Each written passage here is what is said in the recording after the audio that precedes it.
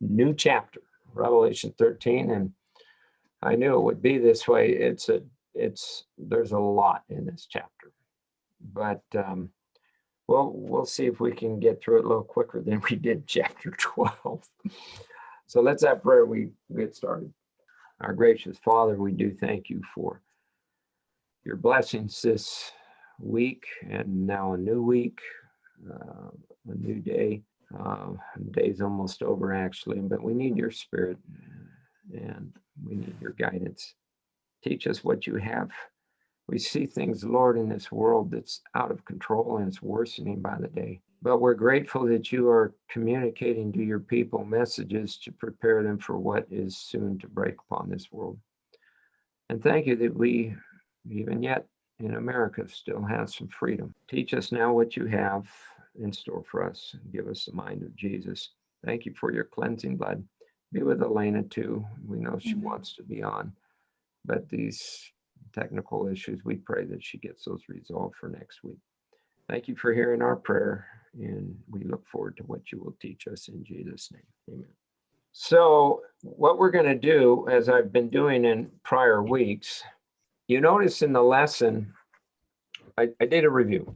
You know, I've been doing many reviews over the last, since we started the book, even seen more the importance of that because of this man's book. Every chapter in his book, and I've referenced and read some things out of his book in prior lessons, he always has a review, because that's really how we learn. Constant review. You learn new material, you got to review the old. And so I spent a good page and a half doing the review. Now, I took some of the concepts from what I've read from his, and I just put them down. I thought that this was, you know, sufficient at this point. We did do a review a few weeks ago when we were in Revelation 12, but we need to keep in mind, because the book of Revelation is such a complicated book. I mean, it's simple once you understand it or you've studied it, but learning it, it's not easy. It's not an easy book to really grasp. And so we need to keep reviewing as we go through. And as I said at some point, I don't know where, I haven't really gone over what I said. I've just been working on the fill in the blank, because it is involved. This one was an involved lesson.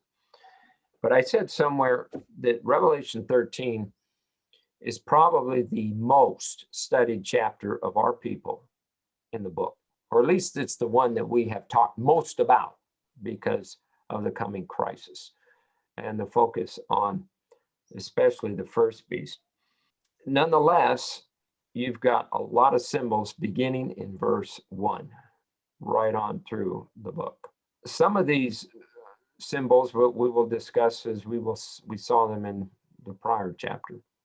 But I just want to do a review of chapter 13 itself. There's two parts to the book. They're almost split in half. The first 8 verses are dealing with the first beast, sea beast, which we will be spending only the first few verses on. And then next week we'll do part 2. And then the last half of the chapter is dealing with the land beast, or the second beast. And much of what is in that segment is still future of our day. Some of what is also in the first segment of the chapter is to be fulfilled yet in the future.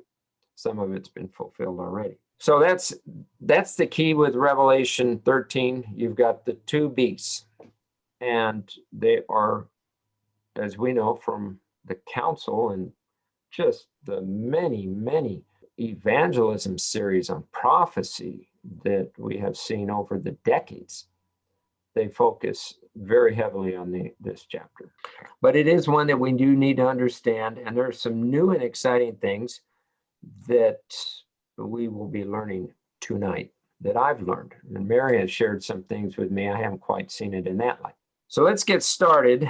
I think what we will do, I do have the verses there, but let's just read those first 4 verses. We've got 4 of us. I'll read the first verse. Mary, you take the second, Sarah the third, and Dan the fourth. And then we'll come back and we'll look at these fill in the blank And we'll probably spend a little time in verse 1 because there's a lot in verse 1.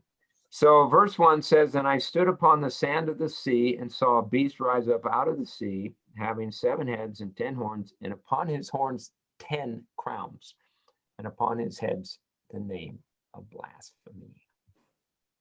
Now the beast which I saw was like a leopard. His feet were like the feet of a bear, and his mouth like the mouth of a lion.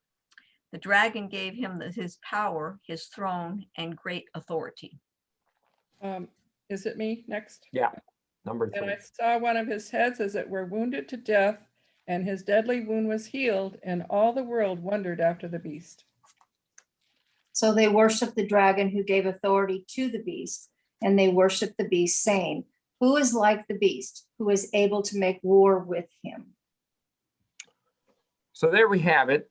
And as we look back now at verse 1, from the very first line, John is standing on the sand of the sea.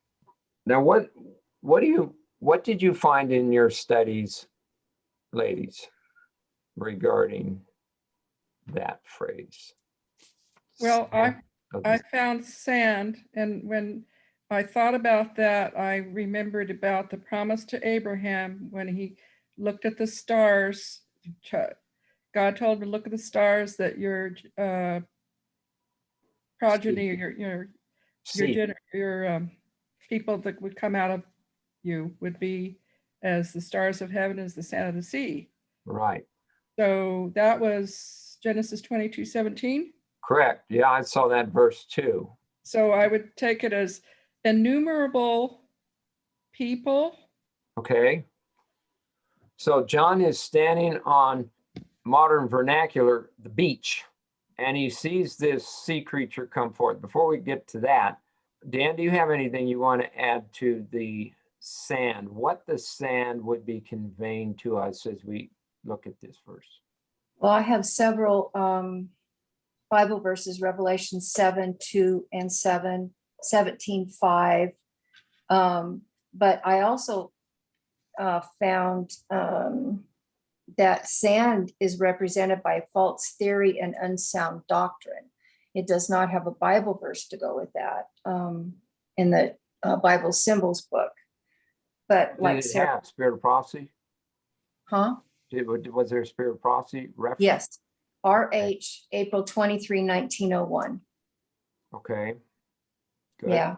Now I'm curious about your reference to Revelation 7:2. 7:2 and 7:7. That's dealing with the 4 winds, 7:2. is it not? Yep. 7:2, 7:7. Okay, so maybe it was Daniel 7. I bet it was Daniel 7. Yeah, it could be. Stirring up the, Yes, Daniel 7. that's what it's Daniel. I erased it several times. I think that's the text. It also deals with 4 winds, Yeah. but that they strove on the earth. And Yeah. it talked about the sea or sand of the sea in that verse. I've got it here. I'm going to look it up. I've got down Revelation 17:5 also. Yeah, the one in 7:2 of Daniel, he beheld 4 winds of the heavens strove upon the great sea. Yeah. I had a hard time with this, shall we say. Well, it's a difficult lesson. It's not easy because it's all much of it is symbolic here, and especially verse 1. 17:5. Now, I'm curious, that probably has something to do with the beast. It does. Okay, well, we're not quite there yet. I'm just focusing on sand. Hun, you had some interesting things you wanted to bring out on sand. You're muted. I know, because I was yawning. Oh. You're permitted. Okay. So, yeah, I was kind of like Deanne. At first, when I saw that, I thought, this time going through Revelation, you know, I'm really trying to make it more practical. Anyway, so I looked at the sanctuary book, you know, the symbol book, and I went down several of them, you know, just at what the definitions were. And I thought, well, that, like, for instance, it says people, human reason, surface readers of the Bible, round pebble. But I started thinking that's not going to really match with this, because it's basically saying, then I stood on the sand of the sea. So if John is standing on the sand, I thought it's number 1, which is boundary of the sea. So then I went to Jeremiah, and then that's when for me it opened up. So I went to Jeremiah 5:22, and this is a wonderful promise. So it was more of a promise, but 5:22 says, so the Lord's talking and he says, do you not fear me, says the Lord? Will you not tremble at my presence, who have placed the sand as the bound of the sea? Yeah. But by a perpetual decree that it cannot pass beyond it. And though its waves toss to and fro, yet they cannot prevail. Though they roar, yet they cannot pass. And I'm thinking, roar. Well, that's like the one of the beasts that's coming out, right? Because he's got the mouth of a lion. So I started thinking, so then I was talking to the Lord, and what really came together for me is I started thinking, so the Lord's talking to him because he's being given this vision. And so as he's being given this vision, he's there in the vision. And I just see the Lord starting off this vision by saying, do not worry, because I'm in charge. And so he says to him, do you not fear me, says the Lord, who have placed the sand as the, well, it says, do you not fear me, says the Lord, will you not tremble at my presence, who have placed the sand as the bound of the sea? So I started thinking, bound of the sea. So why do you have, because I looked at this and I can't remember where it was, but I looked at this other little tidbit and it said, you know, the sand separates the water from coming on. And so, and I started, even though we've had many times where the waves will come and it comes onto the sea, I mean, it comes onto the sand, right? But the thing is that it's a boundary. Yeah. So it's like the Lord to me was saying, he starts off by saying, you know, don't you fear me? You know, basically look at what I've done. And I've put this boundary right here, which is the sand that he's standing on. And then he says, by a perpetual decree. So to me, I felt like that's a vow, that's a covenant he's entering into with him. He's saying, I've done this, and he's connecting it with by this covenant, right? It's a promise. And then he says, by a perpetual decree that it cannot pass beyond it. And then he says, and though its waves toss to and fro, yet. So I'm thinking, okay, so even though the waves are going to come and they're going to be high and they're maybe even going to come onto the sand, he says, yet they cannot prevail. Though they roar, yet they cannot pass over it.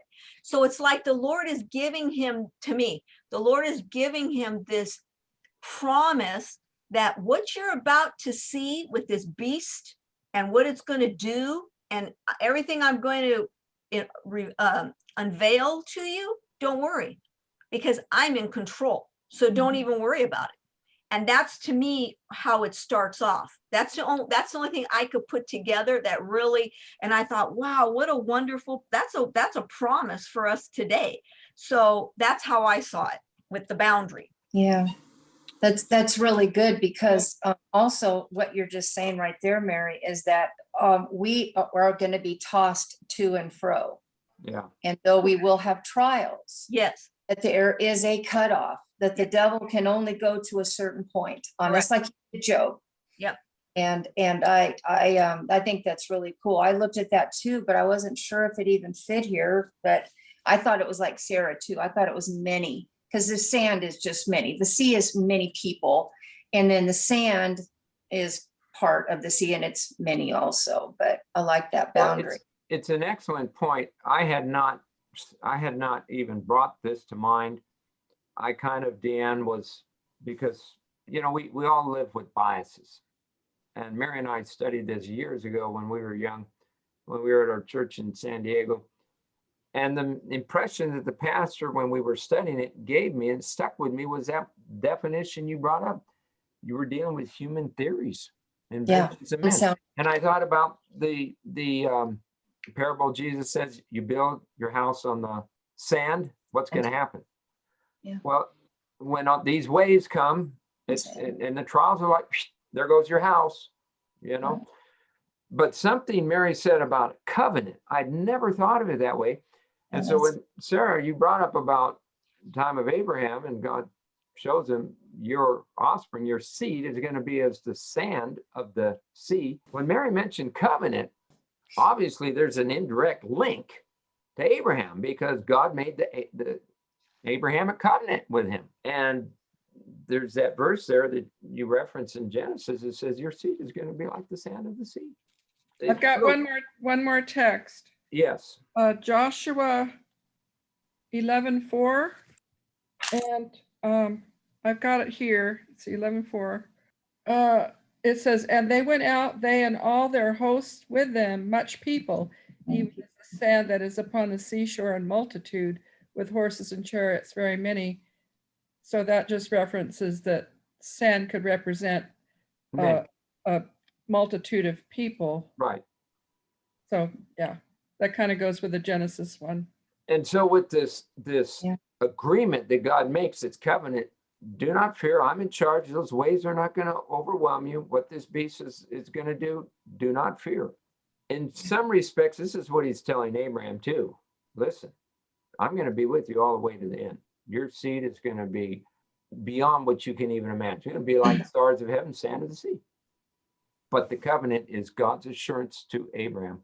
I'm going to be with you. And here we see, and you know, Abraham is at the beginning of the Bible. He's back there all the way in Genesis. I think he shows up in chapter 12. John is at the end of the book. So in essence, you can, God is covering the entire time span of the Bible with his covenant to his people, to assure them, don't worry, John, don't worry, Abraham. I think too, if Revelation is the revelation of Jesus Christ, I'm seeing more of him in it. Yes. That it's not just facts, and I'm not saying it ever, I mean, there was other things, symbols and so forth, but it's not just decoding who the Antichrist is and so forth. He's got so many promises that Revelation links to that we need to have embedded in us for what's to hit. Correct. And even like when you and I, hon, when I was sharing it with you, I said, he says, do you not fear me? And Right. then I told you, I said, that then took me to Isaiah 11, where like Carol had shared, those are the 7 spirits. And one of the spirits is fear of judgment. And what is that though? The fear of the Lord is to hate evil. And then we went into, if you go to Proverbs 8:13, it goes into that. It says the fear of the Lord is to hate evil, pride, arrogance, and the evil way, and the perverse mouth I hate. And what do you think comes up out of the sea? Is this arrogant? Is this mouth? Yep. He's spitting out blasphemous things. And so to me, it was just a way of preparing John for what's going to hit him now in this big vision of what he's going to see. That was to me what, what I came from it. I think these are all excellent points. Very cool. Another, Isaiah yes, 11, go what? ahead. Isaiah 11, what, Mary? Oh, you're on mute, babe. Muted. I'm sorry. Yeah. So then you just go to Isaiah 11:2. 11:2. Okay. And those are the 7 spirits. Right. And then when you go to Proverbs, Isaiah 11:2, then it takes you to Proverbs 8:13, because that's what the fear of the Lord is in that verse. Okay, thank you. Another reason, Deanne, the deciphering these symbols is difficult because, for instance, like with just on the subject of sand, and if you just look in the symbol book, there's probably 8 or 9. So which one does it fit? There was one, and I wrote it down in the verses. Israel is a Yeah, it symbol is of about- sand. Mhm. I'm thinking, well, how would that fit here? And then something, and I mentioned this a few times in the past, even our past studies, in, Daniel and I think the sanctuary. There's what's known in the Bible as the double-double principle. Double-double principle, probably the most obvious. The Lion of the tribe of Judah, we know who that is. And then there's another symbol for this person goes about like a roaring lion, seeking whom he may devour, and that's the devil. So you have the double-double principle. And there are leaven, that's another great example. Paul uses the word leaven of sin, but then the leaven of truth, because of the action of leaven in the bread, it rises. So I saw sand could actually be a double-double principle. John is standing on the sand. Yes, it could be human inventions and theories. It's not solid. Yes, there's a boundary there, as my wife very adequately explained, to the sea, and even in the spiritual realm in our own lives, the roaring of the sea is not going to overwhelm us. But here's this definition that is Israel. God's people are like, as Sarah brought up, numerous as the sand of the sea. And I've never looked at this verse in the sense, and this goes along with, I think, what all of us are saying. So God's people are here on the beach in a symbolic sense.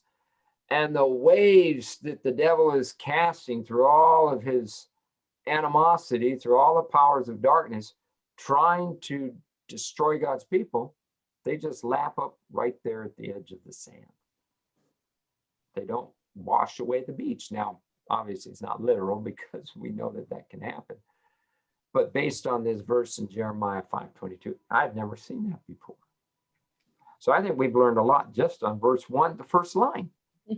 It's taken us like 20 minutes just to go over that. But that's okay. It's not so much if we get through the lesson tonight, but if we understand and be able to apply what we learn. Moving on to the next item, 7 heads. The text goes on and it says that this beast rises up out of the sea. Well, before we even get to 7 heads, we all know from prior studies, sea represents Peoples, multiple tribes and tongue. Is it many? Multitudes, peoples, nations. There's a verse in, you know where, Deanne?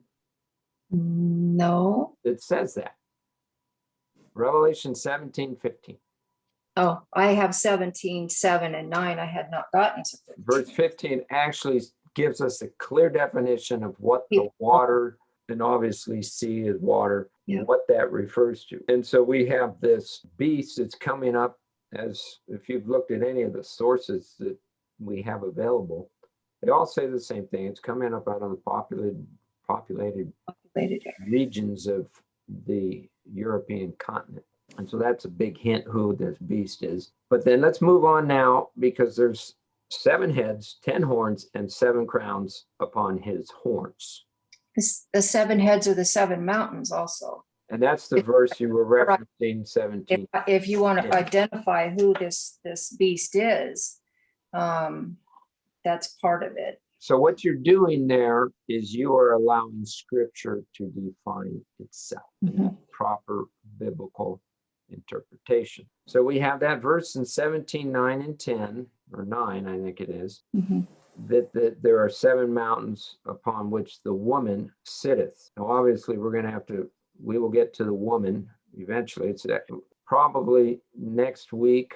I'm going to start bringing in, we already are, but I'm going to bring in more on Revelation 17, because the woman plays an integral role with this beast. I think even people in the world understand this phrase, the woman riding the beast. It's obviously biblical. But so 7 heads were redeemed with 7 mountains. Is there anything else that we need to add to those heads that Well, anybody else found? I have for heads, major powers, rulers, and governments. You have a verse that goes with that? I can find it. Did you also get that out of the symbol book? Well, I can't find my symbol book. I know I have it somewhere, but in my program for Bible study there, I have the amazing facts list of symbols and also the amazing discovery list of symbols. Amazing Facts should always have Bible verses. I think I've never seen them give symbols without Bible verses. So we're looking for heads. I've got the horns here. Yeah, we'll get to horns in a minute. Can't you go to, well, I mean, can you go to Daniel 7? As Well, we were going to dominion? get there with horns, but we can get there Yeah, but now. it says it's Daniel 7, or Daniel, I'm sorry. Yeah, Daniel 7, 6. It had 4 heads and dominion was given to it with the 7 heads. Here, Yeah, I've that's a got, good verse. I found heads, and I've got Revelation 17:3 and Revelation 17:9-10. That says it's major powers, rulers, and governments. Okay, let me write that down because 17:3. 17:3. Let's see. I could bring it up here. So he carried me away in the spirit into the wilderness, and I saw a woman sit upon a scarlet-colored beast full of names of blasphemy, having 7 heads and 10 horns. And then Revelation 17:9-10 is, Yeah, that's the 7 mountains. yeah, here's the mind which has wisdom. The 7 heads are 7 mountains on which the woman sitteth, and there are 7 kings, 5 are fallen, and one is, and the other is not yet come, and when he cometh, he must continue a short space.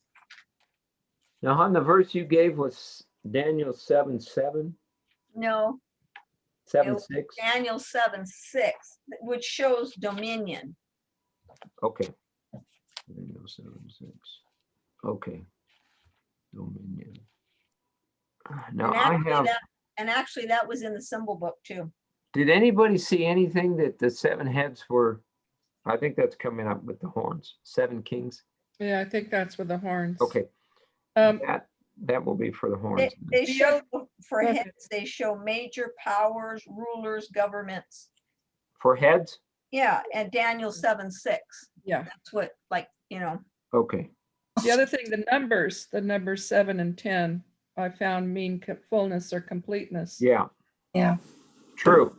Because Yes. now there's more, if you're looking at what the 10 toes of the image Yes. in Daniel, there's more than 10 nations now, right? In Europe. Well, if we go back, since this subject is so intertwined with Daniel, we have to go back to Daniel because it's mentioned there in Daniel 7, a number of verses, even chapter 2, you're talking about 10 toes, but definitely the 10 heads were a reference to after the Roman Empire broke up, you had the 10 divisions of Europe, the 10 nations of Europe. Yeah. That came into existence. And this is secular history, bears that out. Yeah, I saw them all named, the Hurlai and all that stuff. Hurlai, Correct. The Franks, the Hurlai, Germanic. Germanic, yeah. Well, as we revisit Daniel in verse 8, it talks about this. Daniel considers the horns, and behold, there came up another horn, and it plucks up 3 of these horns that back in the 6th century, the late in the 5th century, I think in the 490s, the 3 horns, the first went out. The little horn plucked up, and that was 3 horns. The 3 nations were Hurlai, the Goths, and the Vandals. Vandals, Hurlai, and I think Goths. And I think the Vandals went first, then Hurlai were like 505, and then 538 was the Gothic. And they were all Aryan nations. So the little horn says, away with you. And that's when the papacy was fully set in power in 538. But there were 10. Yeah. before he uprooted those 3. Yeah. So I wrote down the 10 horns here predicting Daniel 7, verse 7 and 8 were also, and we're going to see that in a moment, crowned kings. So you got the 10 divisions of Europe, they're monarchs. That's the crown. That's what the crown refers to. And of course, 3 got plucked up and the 7 main ones remain. Does anybody have, oh, and the time period on this was from when the Roman Empire broke, it was 476 for an exact date, when the kings, the nations of Europe became monarchs, or at least the Roman Empire broke up and you just now have the 10 divisions. Now, when the Roman Empire broke up, is that the same time they gave the power to the papacy? No, the Roman Empire, there's a date, and it's pretty solidified in history, 476 AD. So in that interim of about, what, 50 years, 60 years, that's when the 3 nations were plucked up, those 3 horns, by the little horn. But it was about 20 years after the Roman Empire broke up in 476. Then the first horn was decapitated, you might say, by the little horn. The little horn was in the process of coming to power, was the bishops. And the bishops at the end of the Roman Empire phase, as we will see here, what is it, verse 3? The dragon gave his power, seat, or throne, and great authority to this beast. Right. So the bishop of Rome, or the emperor of Rome, Was it Justinian? Justinian? at the time period, yeah, at that time period, Emperor Justinian, he's giving the power, seat, and authority to the bishop of Rome. Yeah. Which is fully empowered by 538, the little horn power. So it took a time, a It period. took some time because they had to uproot those, based on the prophecy, they had to uproot those 3 nations. And the papacy was the one that uprooted the 3 nations. Well, that's the little horn, yeah, The little horn. the little horn power. But he didn't come into power overnight. It took decades Okay. for that. And then that's why, as we saw, we didn't look at it too much. We looked at it in Daniel, but Revelation 12 brings it out.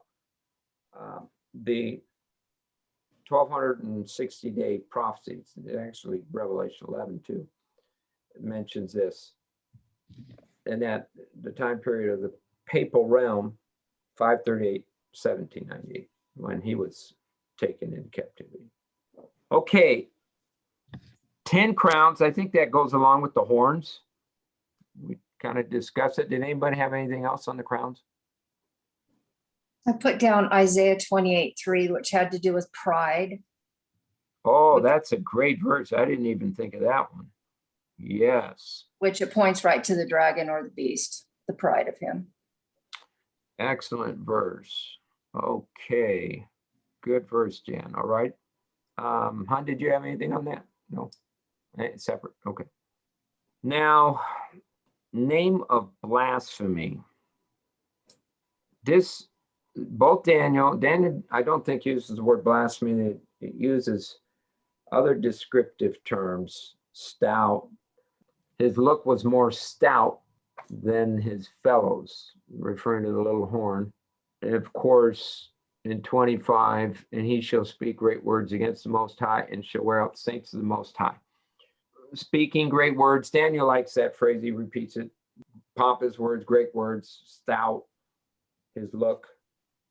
Of course, John comes out and uses this phrase, blasphemy, name of blasphemy, and he mentions it here, and I think it's also chapter 17. Yes.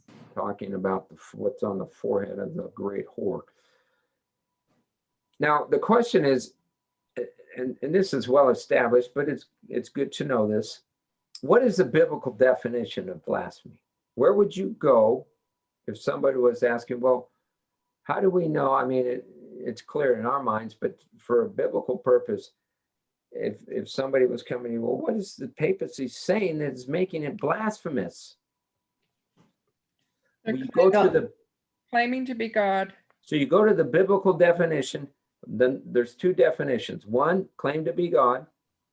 And what's the other definition? Claiming to forgive sins. Claiming to forgive sins. A man who claims to be God and a man who claims to forgive sins. Do you know where that's at?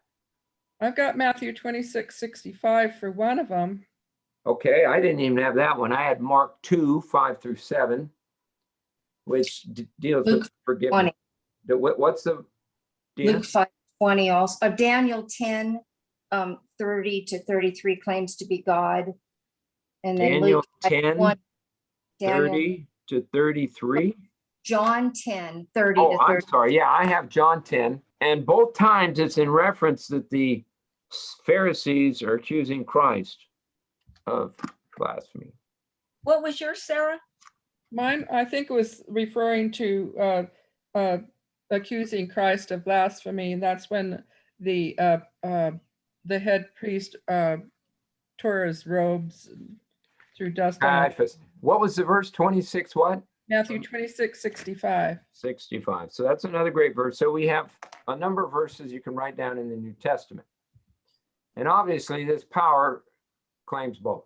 Papal power claims forgive sins, and he claims to be God on earth. They had just asked him, Jesus, they just asked them, I adjure thee by the living God that thou tellest us whether that thou be the Christ, the Son of God. And Jesus answered them and said, Thou hast said, nevertheless I say unto you, hereafter ye shall see the Son of Man sitting on the right hand of power, coming in the clouds of heaven. Okay, excellent. So that wraps up, it looks like, verse 1. So obviously from verse 1, we don't have to go really any farther, but I want to at least give you this opportunity to see this, to identify who this sea beast is. I'm going to open this up so you can, this is revelationbibleprophecy.org. We've looked at this many times, but there's a couple of things. I want to look at this chart, which is dealing with the counterfeit Christ. Yeah, I noticed that, and I noticed it in also another commentary, two different commentaries on that, and I'd never heard of that before. Yeah, and this, I've known about this guy for years. He seems to be pretty correct. I believe he's an Adventist because he's using, I haven't found anything to indicate otherwise from everything I've studied over the years with his website. But this was very interesting. 15 specification to identify the Antichrist. So, I mean, it's many of these verses we're familiar with, we've been looking at, but you can go and print this out and put it in your notes. But it's an excellent source there to show, you know, who this sea beast is. The reason why I wanted to bring this up for two reasons. We're going to look at this table in a moment, but he has, and this is what's very interesting, and he deals with it here: the rise, the reign, the ruin, the resurrection, and the restoration. Satan has so orchestrated this sea beast and the Antichrist so that it is actually a counterfeit. And he uses this table, just as Jesus, when he was baptized, came out of the water. So this beast comes out of the water. He enters his ministry after coming out of the water. So did Christ. Christ ministers 3.5 years. Now he focuses on the prophetic 42 months, which is correct. But there's a very good possibility this is going to become literal in the near future when the papacy's deadly wound is again healed. We see all that. Christ suffered deadly wound at the cross. He recovered in his resurrection, and he receives worship, just like we see that the Antichrist is counterfeiting. So I thought that that's very well stated, because this is really Satan has had his desire, envy against Jesus from even before we were created. And this is where the whole great controversy theme originates back to. So if you want to print that out, feel free to. And these specifications, I think I'm going to include them also in my my notes. Now, was interesting too. Parallels to Daniel 7. Same parallels as we see in Daniel 7, Revelation 13. Blasphemous, persecutes saints, reigns 1260 days, arrives out of the divided Roman Empire. Rome gives power, seat, great authority. Lion, bear, leopard. Lion, bear, leopard. Now, as we're going to see in the next verse, verse 2, John is looking back, and that's why he puts the leopard first, and then the bear and the lion, where Daniel is looking forward. And then you have the church-state combination. I just wanted to show you that if you were not aware. It's a great resource that we can, Mary's used it many times, the different chapters that we've been looking at through the book. And so, you know, we don't have to reinvent the wheel. People have already done our work for us, and we can just access information. All right, let's go on. Our time is slipping away. Let's see if we can at least get through the next verse, and we'll have to finish up verse 3 and 4 next week. Leopard's body.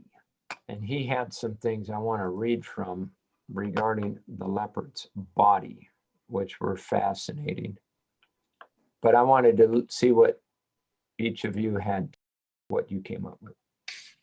Why is the leopard's body, you know, so you got the feet of the bear, we'll get to that, mouth of the lion, Mary's mentioned that already. What's with this leopard body?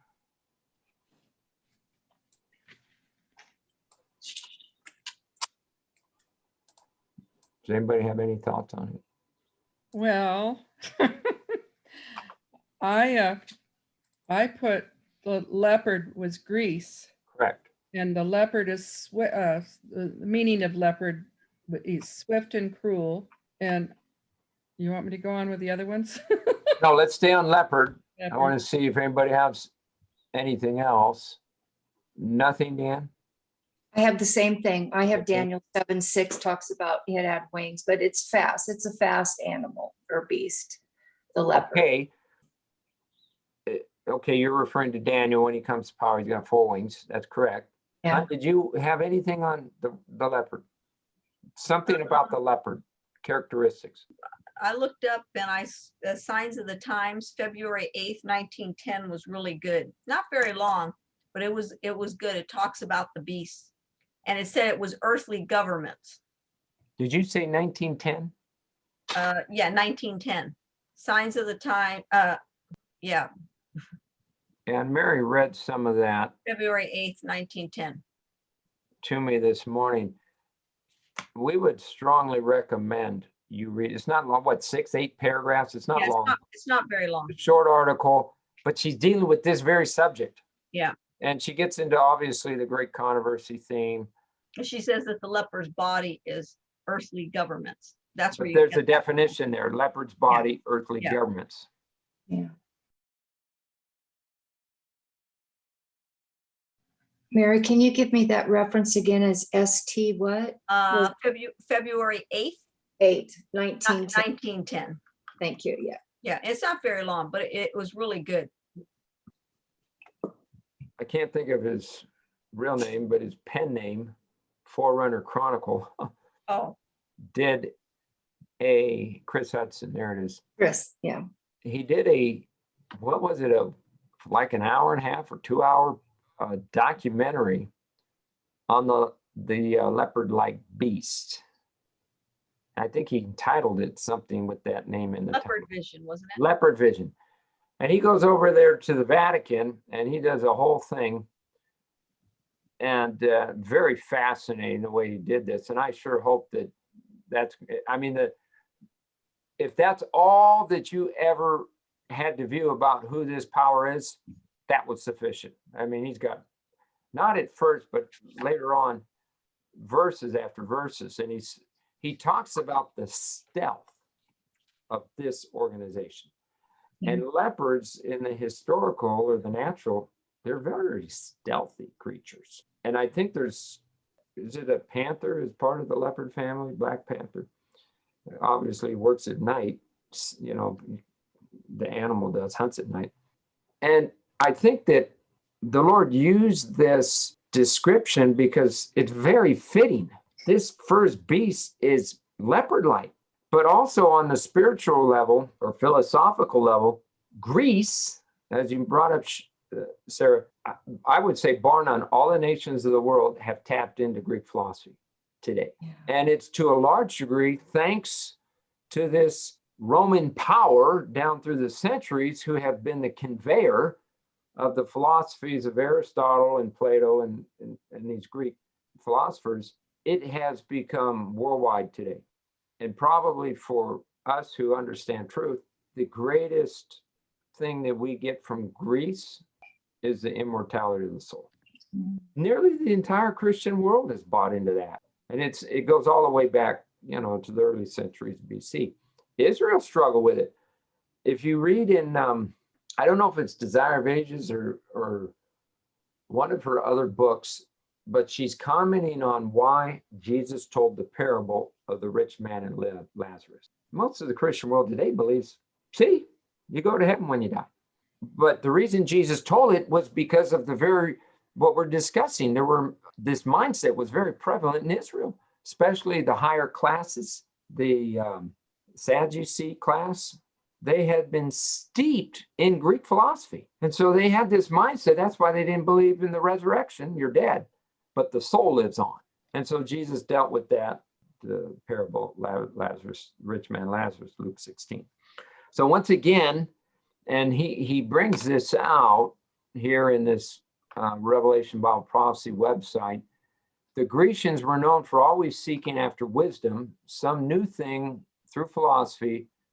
And he has references, 1 Corinthians 1:22 and Acts 17:18. Humanism searching for truth by using human methods to support human interests based on Greek philosophy. Now, he didn't mention about the immortality of the soul, but we get from Greek philosophy dualism. The body and the spirit are separate. Well, the Bible teaches body and soul together, but Greek philosophy separates it. Rome, they're very good at doing, they took from Medo-Persia the laws. That's referring to the bear. And from Greece, immortality of the soul concept. So you can put that down for the leopard's body. Stealth.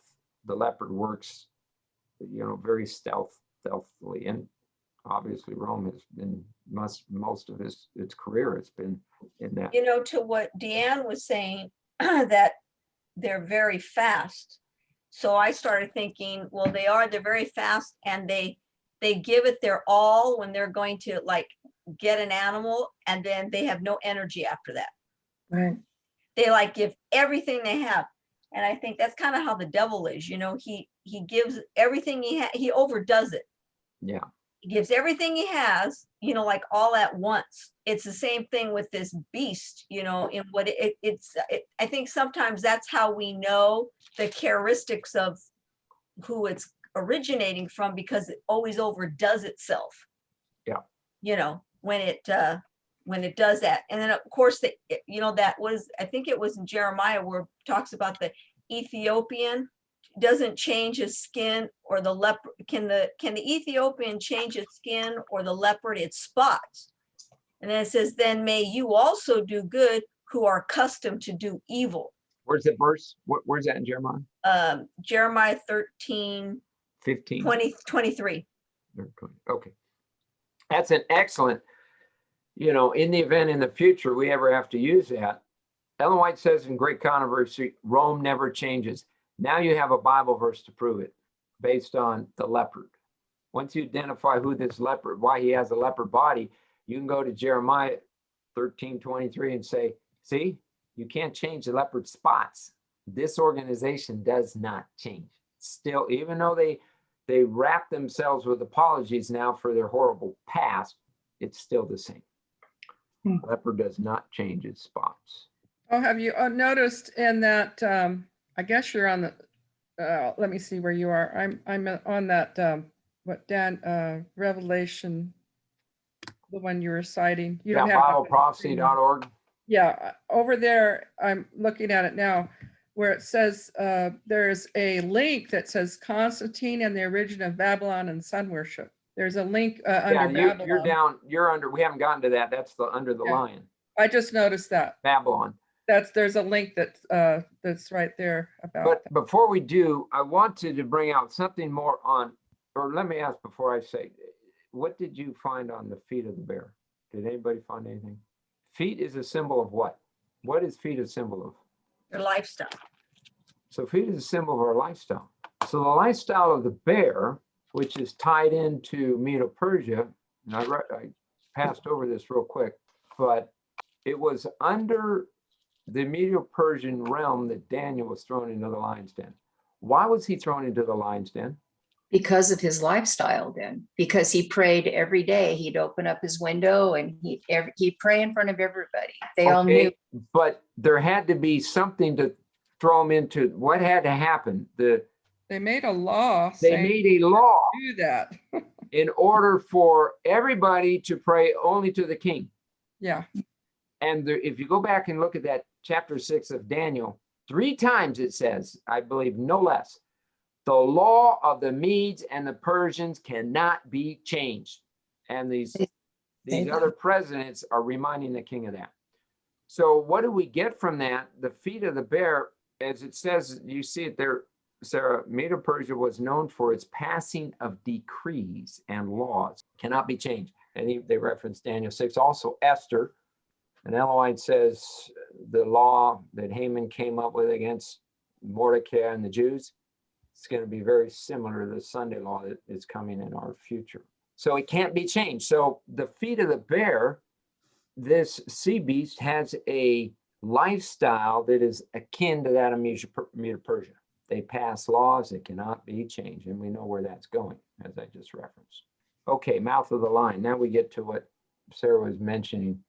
So the mouth of the lion, it says, you want to read that, Sarah? Do you still have it on the screen? yeah. Babylon was known for its idol worship. Or wait a minute, is that where we are? Yeah, that's correct. Okay, Babylon represents, or the lion represents Babylon, was known for its idol worship. They were mad about their idols. And it says Jeremiah 50:38. I don't have the reference in front of me. Their chief god was Bel Marduk, Marduk, who was the sun god. And that's Jeremiah 52, verse 2. So Babylon's main characteristics was idol worship, or more specific, sun worship. So would that be the Sunday law? Well, as you read earlier, Constantine is the one who brought in these pagan festivities, including sun worship. And obviously, Sunday law is connected to the worship of the sun. First day of the week is named after the sun in the sky. So it doesn't take rocket science to link that. But you just go through and you look at these indicators, and it's clear when the time comes, this is going to come out in the open to the world. When they start examining these verses under the final crisis, people are not stupid. We may be seeing continuing to dumb down the race in our world, but when we get to the Sunday law crisis and the latter rain goes forth, or the loud cry goes forth at the time of the latter rain, one of those 3 angels' messages is Babylon is fallen. It's actually the 4th. All of these descriptive things are going to come out, and they're going to be for examination purposes. People are going to be able to decide for themselves. And they're going to look at this and they're going to say, this is no brainer who we're talking about. And they all knew in the 1800s, 1600s, 1700s. Sure. 1800s, they all knew who that was. Absolutely. You got all of the reformers, John Knox, Luther, Zwingli. They were all united on who this was. But also, if you go to on that one, that feet of a bear, yes, when we're talking about lifestyle, we can go to Proverbs 6:12-14. And so those characteristics of the beast, it's kind of like, oh, I know what. So somebody was asking Pastor Finley this weekend, they said, is the shot, the COVID shot, is it the mark of the beast? And of course he said, no, it's not the mark of the beast. We know that it's not a literal mark in the hand or the forehead, right? And what I wish he had said was, because then he went on to something else, and I won't repeat that. But anyway, I wish what he would have said was, so that was good. It's not literal. But what I wish he had said was, it's not, but there are laws or characteristics that are coming along with that are the same characteristics as the mark of the beast. That's right. right. So it's not the mark of the beast, but what does the mark of the beast do? It forces, it imposes, so you go down the line. Well, that's what's happening with this. I mean, that they're wanting to do in many different states. So I'm just saying the characteristic or the flavor behind what's going on is the same, that it's picking up from the mark of the beast. So then on the feet of a bear, we're talking about the lifestyle, and it says that, which was kind of interesting, Proverbs 6:12-14. And it was pretty interesting because it says, it talks about the wicked man. It says a worthless person, a wicked man, walks with a perverse mouth. So he walks, or his lifestyle is that after a perverse mouth. He winks with his eye, and it says he basically gives a signal. He shuffles his feet. He points with his fingers. Perversity is in his heart. He devises evil continually. He sows discord. Therefore, his calamity shall come suddenly. Then down below it says, and this was the thing, it's down below 16 says, these 6 things the Lord hates. Yes, 7 are an abomination to him: a proud look, a lying tongue, hands that shed innocent blood, a heart that deceives, wicked plans. And if you look at these characteristics, and they are definitely the characteristics of the papacy, but their characteristics, I see some of those characteristics in the General Conference. And it says, hands that shed innocent blood, a heart that devises wicked plans, feet that are swift in running to evil, a false witness who speaks lies, and one who sows discord among brethren. So is that not happening? A false witness who speaks lies and one who sows discord among brethren? We saw that with, and that wasn't even that long, with this symposium they had this weekend. My point is that, so that mouth of the lion, that's its lifestyle with its feet. It does all these things, that's its lifestyle for the wicked. And then the mouth of the lion you were bringing up, it was interesting because, again, Proverbs 10:11 says, the mouth of the righteous is well of life, but violence covers the mouth of the wicked.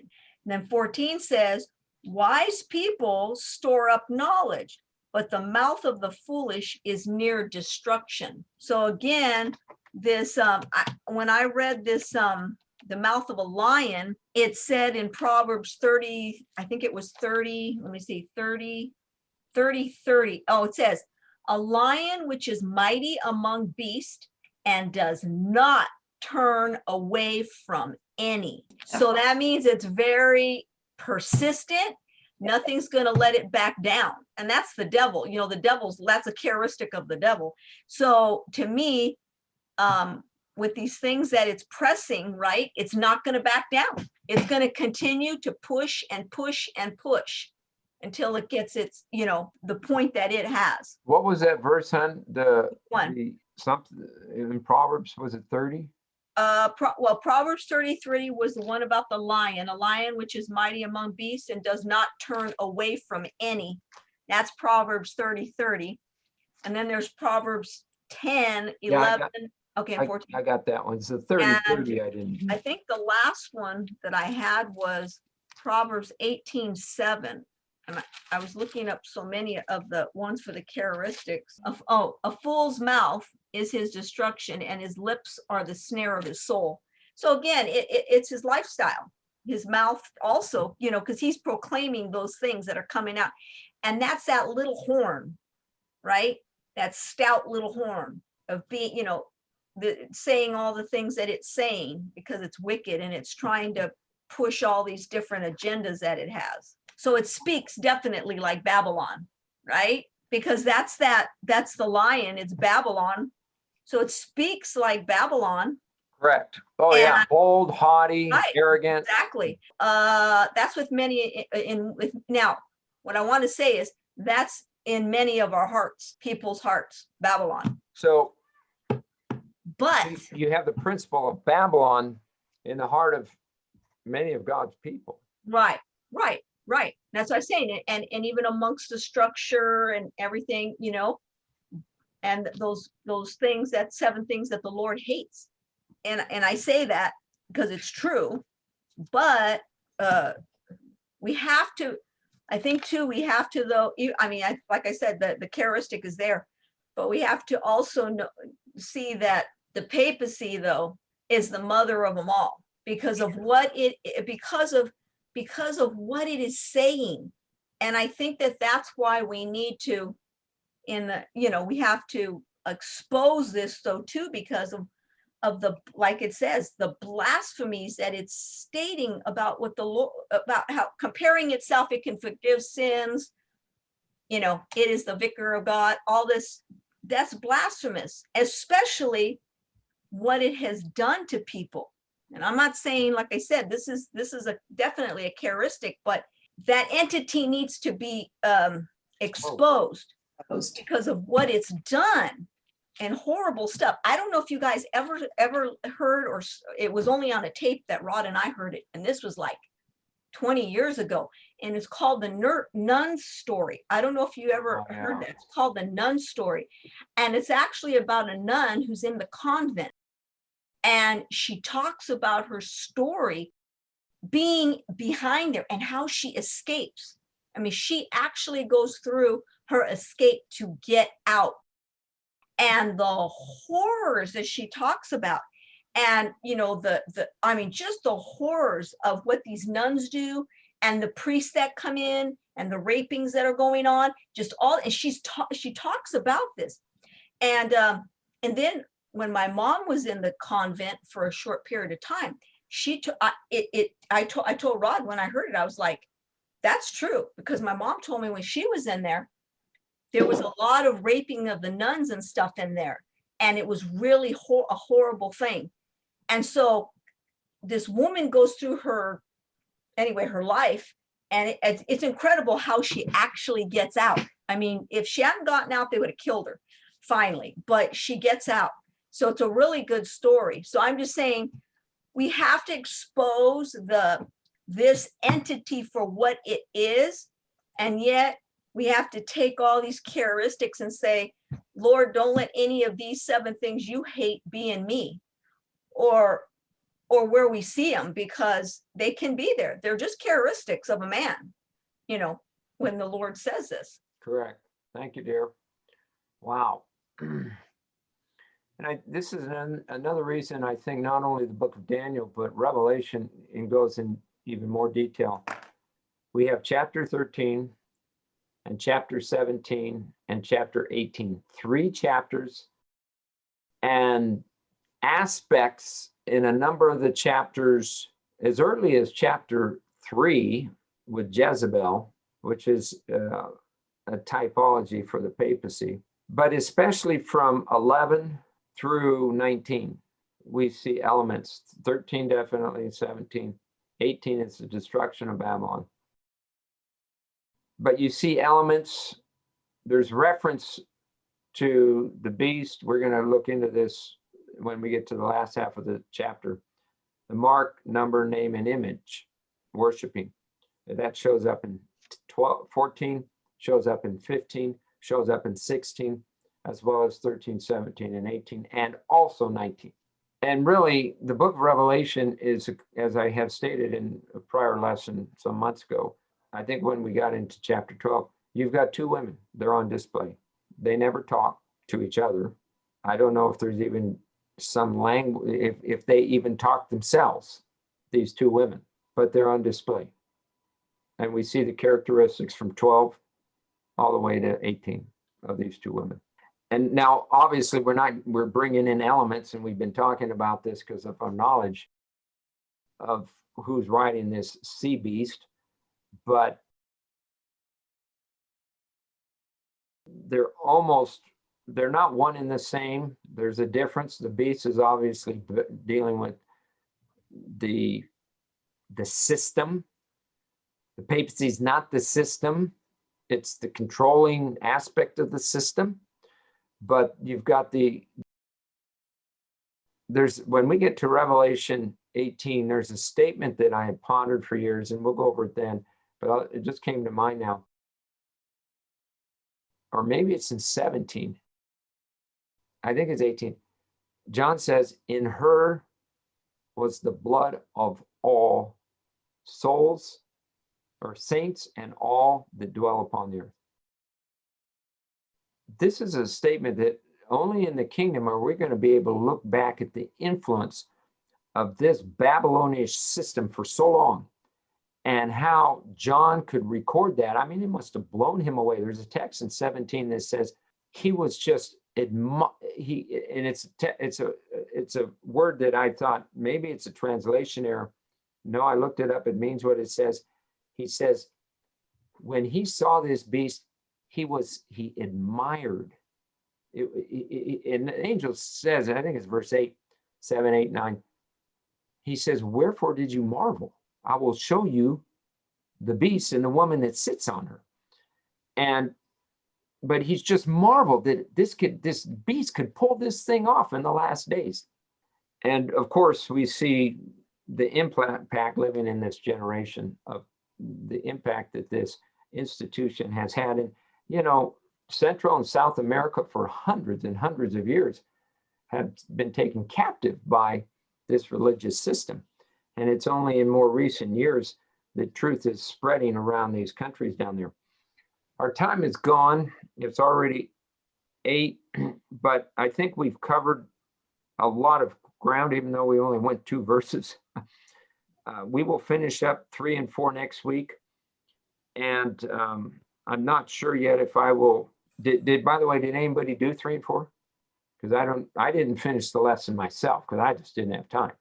So if none of you did, then we will work on this next week, and I will not send out a new lesson, which would be the last few verses of this segment, 1 through 8. This was only through 4. I can, if you want me to. No. I think there's enough in the next 2 verses to keep us busy. Then we'll just wait, and that will give Elena hopefully some time to catch up so that she can also be on board next week. If I was going through this for the first time, it would be very enlightening. But there were some things I picked up on, but it's just incredible that so much information regarding this institution has been given to God's people, and that we can understand. And obviously, when the time comes under the latter rain, we are going to have to be careful how we present truth. Jesus clothed his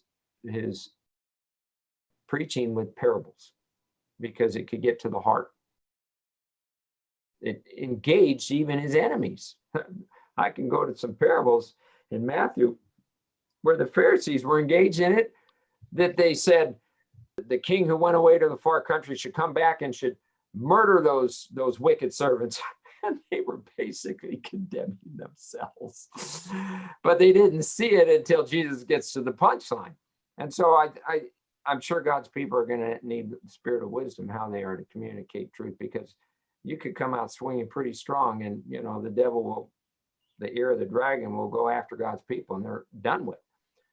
But God will protect his people. But I think we still need to be very careful, because this is very strong language, you know, and once a person realizes who we're dealing with, and if you're a part of that great institution, wow, you know, especially if you have never heard any of this before, and there will be many who will.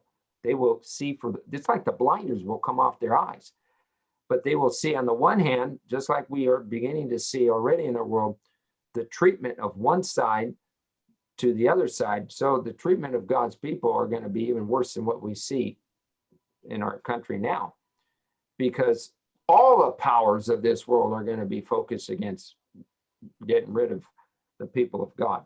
Okay. Any closing thoughts before I wrap up the recording?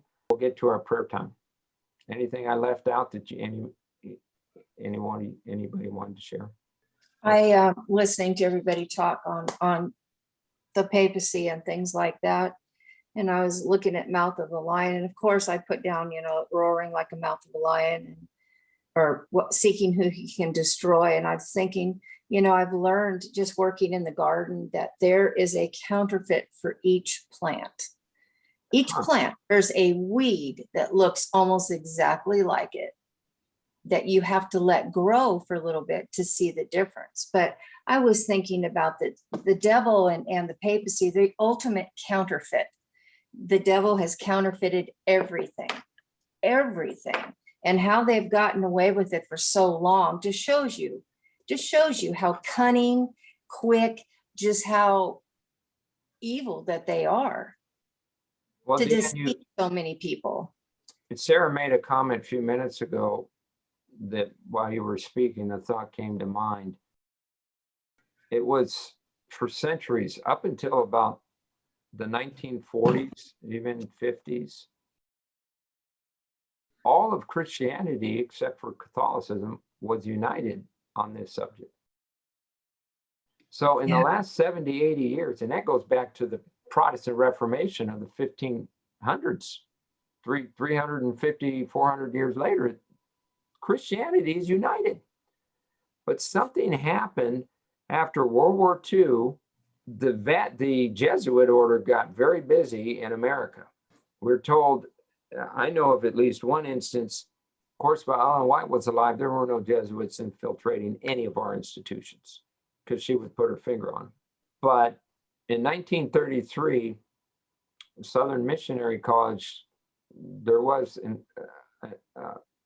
a situation that arose that a visiting lecturer happened to be from Rome. And the gentleman who wrote Truth Triumphant, I think his name is Wilkerson, he was the dean of the school. And he intercepted the mail one time and saw all this correspondence going back to Rome. So he went to confront this lecturer about it. And when the guy had nothing to say, he packed his bag, suitcase, and he got out of there that night. So this was in 1933. How much of infiltration happened between then and World War II, I don't know. But obviously after World War II, most of our colleges and universities slowly but surely became infiltrated. And this is Seventh-day Adventism. Yeah. All the other schools, the evangelical schools, they definitely were infiltrated as well. So it's been the papal agenda, and that's how he works, infiltration through the Jesuits. They rise up to positions high in state, and they basically are advisors to kings and princes. And this has, a number of years ago, the country of Argentina, and I don't know when this was, early in the 1900s or 1800s, but they kicked out the Jesuits because Jesuits came in and they were destroying the country. And so they rose up against them and kicked them out. Abraham Lincoln, I don't know, well, couldn't have been after the war because he didn't live very long after the war. But before the war, I think he in the book 50 Years in the Church of Rome, Quinnipiac, the author, quoted from, because Lincoln was his attorney, and he quoted Lincoln as saying, and this was, I think, right before the war, if the people of America knew that the Jesuits, I think he calls it the priests from Rome, were orchestrating this slavery movement in the South, they would rise up against them and they would annihilate them from this country. Of course, that's 170 years ago or whatever. But Lincoln understood the impact and what he was up against. And it was due to the Jesuits that they got rid of him, the Jesuit influence. So it's not a surprise that what we see happening in our country. We won't know until the kingdom, but we'll get to look back at all the influence and the tentacles of Rome, and we will see how it was even much deeper than we realized. The influence of this diabolical system for hundreds of years. And it's only through the mercy and protection of God that even America has survived this long. But there's a text, we'll get to Revelation 17, it's near the end of the chapter, that says God has put, it's dealing with the 10 kings, God has put in their heart to fulfill his will and to agree. Just that statement indicates that there are things that we will see in Revelation 17 that permit the papal agenda to be fulfilled, because it's all part of the prophetic plan. All right, I've talked enough. Good study. We will carry on next week. We will see what the Lord has for us.